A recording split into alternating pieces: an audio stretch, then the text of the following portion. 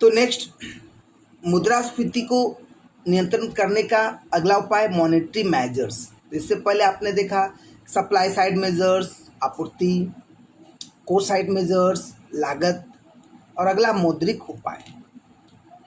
मौद्रिक उपाय में आपको देखोगे repo rate, reverse repo rate, ठीक है, कई तरह के रेट आपको यहाँ पर देखने को मिलेंगे, बैंक रेट, CRR, SLR, कई चीज़ देखने को मिलेंगे। तो कहा जा रहा उपरोक्त उपायों के अतिरिक्त बोले तो supply side measures, cost side measures उपायों के अतिरिक्त सरकारें मांग जनित या लागत जनित दोनों प्रकार की मुद्रास्फीतियों पर नियंत्रण प्राप्त करने के लिए मौद्रिक उपाय का सहारा भी ले सकती है। मुद्रास्फीतियों पर नियंत्रण प्राप्त करने के लिए मौद्रिक उपाय का सहारा भी ले सकती है। नहीं, इसके अंतर्गत अब देखिए, इस मॉनेटरी मेजर्स के अंतर्गत क्या ले सकते, तो क्या है इसके अंतर्गत, इस प्रकार की मौद्रिक नीति की घोषणा की जाती है ताकि अर्थव्यवस्था में मुद्रा की आपूर्ति, सप्लाई ऑफ मनी, प्रचलन घटाई जा सके, अर्थात उपभोक्ता के पास धन की कमी करके उसकी मांग पर अंकुश लगाने की कोशिश की जाती है। देखिए, जाहिर सी बात है, पास पैसा रहेगा नहीं तो आप लोगे कैसे, और लोगे नहीं तो उसका डिमांड बढ़ेगा नहीं। नहीं, अच्छा, ताकि अब इस तरह का उपाय घर में भी तो आप देख सकते हो। घर में आप देखोगे कि बच्चे जितने पैसे मांग रहे आप देते चलते जा रहे हैं, उसका डिमांड बढ़ता जा रहा है, साइकिल से स्कूटी, बाइक, कार, लेकिन उसको आप कम ही पैसा दे रहे हो, इसी में भैया तुमको करना, तो देखो कहीं ना कहीं उसका डिमांड कम होगा। ठीक, उतना में ही वो मैनेज करेंगे, हाँ भाई हमको पर मंथ 1000 रुपया पॉकेट खर्च मिलते हैं, इससे ज़्यादा नहीं मिलेगा, वो बचा के उसको बचत करना सीखेगा। देखिए, तो क्या ये देश की बात है, हम एक छोटे से घर परिवार में हमने देखा ये नहीं, बात को समझिए क्या करना चाह रहे, ठीक है। तो मांग पर अंकुश लगाया जा सकता है धन की कमी करके, ताकि निम्न मांग से मुद्रास्फीति घटे। 2009-2010 मुद्रास्फीति को नियंत्रित करने के लिए भारत में आरबीआई द्वारा अपनी मौद्रिक मॉनेटरी साख नीति, क्रेडिट पॉलिसी में कई बार परिवर्तन किया गया।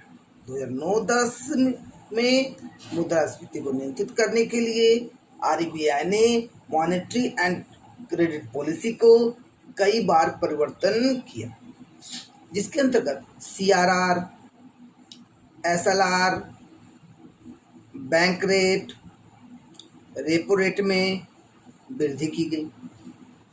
देखिए, नहीं, लेकिन इन उपायों में मुद्रास्फीति को लघु अवधि के लिए नियंत्रित किया जा सका, कम समय के लिए नियंत्रित कर पाया। इसका बेहतर उपाय है कि जल्द से जल्द उक्त वस्तुओं को बेहतर उत्पादन से बढ़ी हुई मांग को पूरी की जाए, अन्यथा इसका आर्थिक वृद्धि दर ऋणात्मक प्रभाव पड़ता है। अब देखिए ना, कोरोना वाला काल में ही देख लीजिए, आप देखोगे कि कोरोना काल में स्पेशली लोग किस पर फोकस किए, जो उनकी मूलभूत आवश्यकताएं हैं उस पे। आप देखोगे कि रोटी, कपड़ा और मकान, तो कपड़ा जैसे काम हो जाए तो भैया कोई ज़रूरत नहीं लेने का, मकान भैया एक्स्ट्रा खरीदने का ज़रूरत नहीं है, ज़मीन खरीदने की ज़रूरत नहीं। तो समझिए बात को हम क्या कहना चाह रहे हैं, ठीक है। तो फोकस हुआ मूलभूत आवश्यकता खाने पर, यहाँ पर आप देख सकते हो।